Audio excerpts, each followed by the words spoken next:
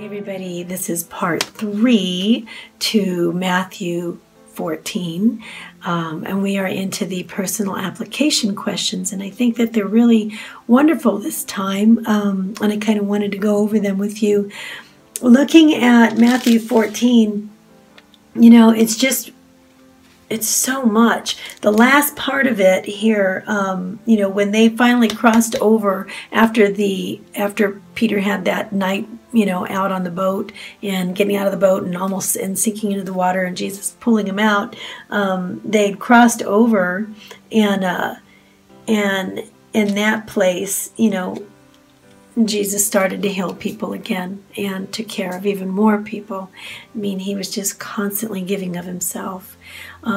So, personal application question here. When are you most tempted to take your eyes off of the Lord and to sink in doubt? And that's a personal question. I think everybody needs to answer that for themselves.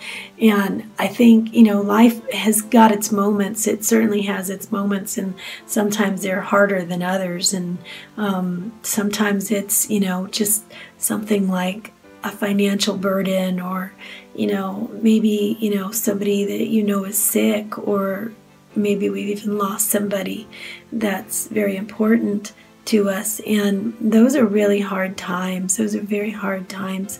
But, I think those are the times that we're most tempted to take our eyes off of the Lord and get lost in our surroundings and in our grief. And there is a time for that. But don't forget that He's there and that He's willing to hear you. All you need to do is say, Lord, save me. I'm drowning in this and I can't pull myself out. And He will. He absolutely will. He'll be there. So He'll have compassion on us. And, that's a difficult one to answer, but I can think of many people that I know that are hurting right now, very, very much. And it could seem like they're drowning. So, I just kind of want to encourage you that if and when you get into that place, and we all do from time to time, where it just seems like it's too much, to say that prayer and ask the Lord to just save you through it, because you can't, possibly do it yourself, and He will. He will, as He promises. Okay, so that being said, I want to go on to our next question, which is in verse 33. The disciples worship Jesus and declare, "Truly, you are the Son of God."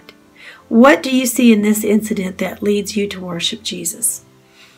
Well, my answer to that is all of the miracles had been performed to bring them, the disciples, to the grand realization of the true identity of their Lord. All had been designed and orchestrated to bring them to His feet in adoring worship. Any storm He sends to us will be worth it if it brings us to His feet.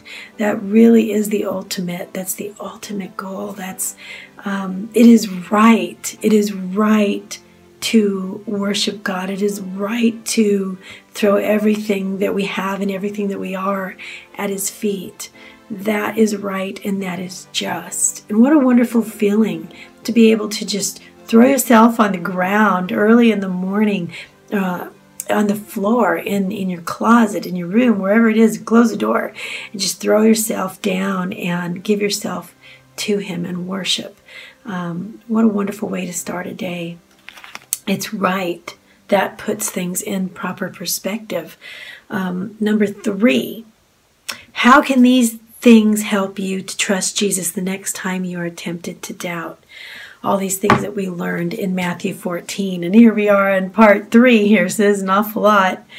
Well, let's see. My answer to that is, this lesson is a good reminder to me to remember to keep my eyes on Jesus no matter what chaos is occurring around me and the natural world threatens to pull me under.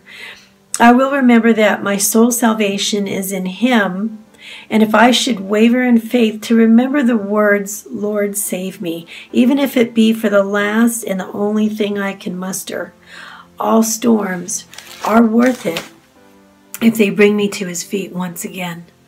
And the last thing that I ever want to say on my way out of this world is, Lord, save me.